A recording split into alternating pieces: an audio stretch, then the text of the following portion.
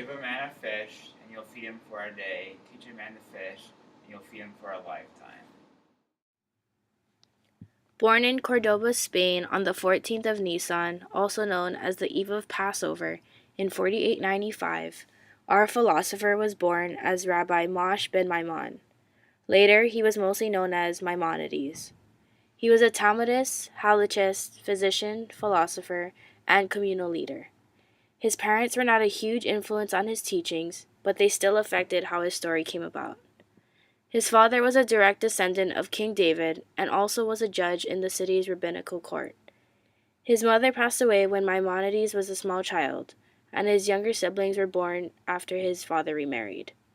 At 13 years old, his family was forced to leave Cordoba when an obsessive Islamic sect took control of the city. They traveled around to relocate but didn't find anything in Spain, so Maimonides, his younger brother David, and father moved to Fez, Morocco for 5 years. In 4925, he visited Israel and then moved to Alexandria, Egypt. Later, he settled in Fustat, also known as Old Cairo, until death. In Egypt, he was supported by David, his brother, who was a merchant who imported diamonds from India.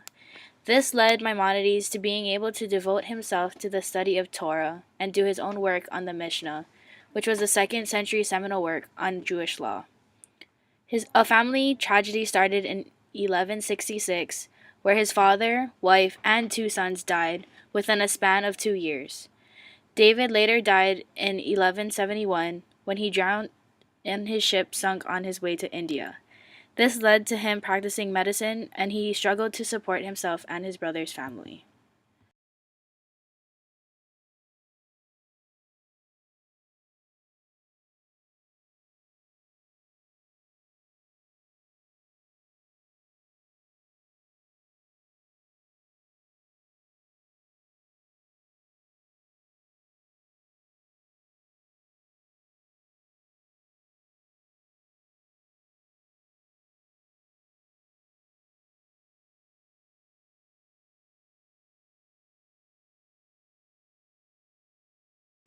Maimonides and his philosophical ideas. Maimonides believed in negative theology, which is also known as epiphatic theology.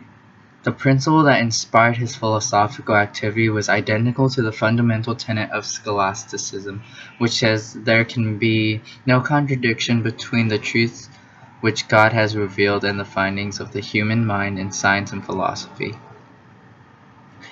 He used to follow Aristotle and Talmud, but found some biases that he did not like, so he departed from the teachings of Aristotle and left and became somewhat of a Neoplatonic and liked those views better. He agrees with Aristotle that we use logic as the right way to think, and in order to build the inner understanding of how to know God, every human being must, by study, meditation, and uncompromising strong will, attain the degree of complete logical, spiritual, and physical perfection required in the prophetic state. He believes in God and calls himself a religious rationalist. How he makes sense of evil is that he says evil is present wherever God is not, and he also believes there's 3 types of evil. The evil caused by nature, the evil that people bring on others, and the evil a man brings upon himself. The first type of evil, Maimonides states, is the rarest form, but arguably one of the most necessary. The balance of life and death in both the human and animal world itself, he recognizes, is essential to God's plan. Maimonides writes that the second type of evil is relatively rare, and that every human brings it upon himself. The third type of evil humans bring upon themselves and is the source of the most of the ills of the world.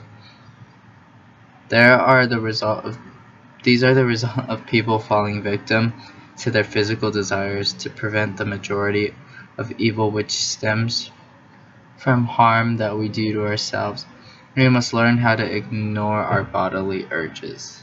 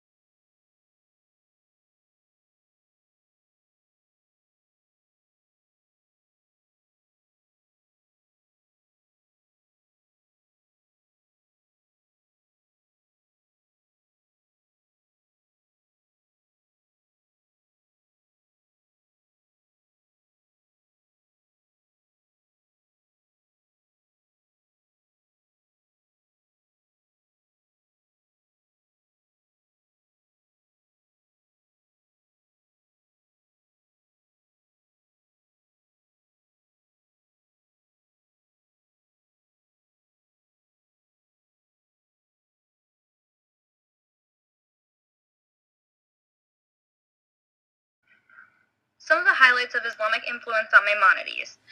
For example, Maimonides emphasizes on the truth of the fact of God's absolute unity and his incorporeality. He seems to see the biblical allegories as good for average readers, but an amounting obstacle for their own attainment of knowledge by giving them false ideas of God. Maimonides associates the tradition of allegorical interpretation of biblical texts with his Jewish writing strategies. He believes that the prophet must have the ability to receive truth from active intellect and also guide people into living within those rules of truth. The prophet must also have the perfect intellect for knowing and perfected imagination for teaching, guiding, and leading.